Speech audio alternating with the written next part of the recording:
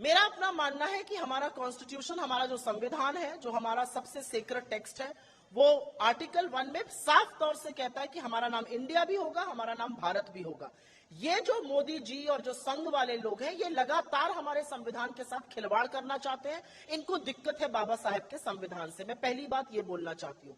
दूसरी बात मैं ये बोलना चाहती हूँ कि आपकी नफरत, आपका डर, आपकी बौखलाहट साफ है। आप इंडिया से घबराते हैं, लेकिन अब ये सनक बन चुका है। अपने देश का, अपनी माँ का नाम कौन बदलता है? अब मोदी जी की सनक का खामियाजा पूरा देश उठा रहा है। और एक चीज मैं पूरे दावे के साथ कहना चाहती हूँ कि चाहे पेट्रोल की महंगाई हो, चाहे टमाटर हो, चाहे आटा हो, चाहे रसोई गैस हो, ये सब इंडिया में भी महंगे हैं और भारत में भी महंगे हैं।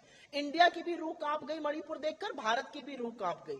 इंडिया ने भी आर्थिक असमानता झेली है, भारत ने भी झेली है। और अडानी का महाघोटाला, जिस पर पर्दा डालने की सारी कोशिश की जा रही है और उससे ध्यान हटाया जा रहा है, वो इंडिया और भारत दोनों जगह हुआ है। मोदी जी हमसे डरते हैं, हमको अपना शत्रु मानते हैं, लेकिन दुश्मनी तो आज आप देश से निभाने लगे। वो अच्छी तरह से जानते हैं कि उनके पास राज्यसभा में नंबर नहीं है, 2/3 बहुमत नहीं है, और वो चाहते हुए भी संविधान में परिवर्तन नहीं कर सकते। ये सब शगुफे उन्होंने अपनी भक्त मंडलियों का ध्यान बांटने के लिए और चरण चुंबक मीडिया को एक नया मुद्दा दे दिया। इसी सब पर चर्चा होती रहे, न घोटालों पर चर्चा हो और न महंगाई और बेरोजगारी पर हो। कहीं आप ये सोचते हैं कि इंडिया का जो अलायंस यूपीए का बन गया, उससे कहीं डर होकर ऐसे डिसीजन? इंडिया से मोदी जी थर थर कांपते हैं, घबराते हैं, बौखला गए हैं।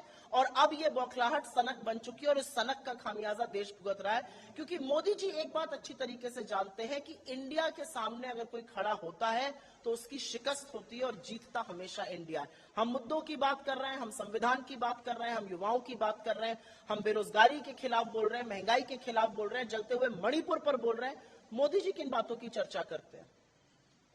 धन्यवाद।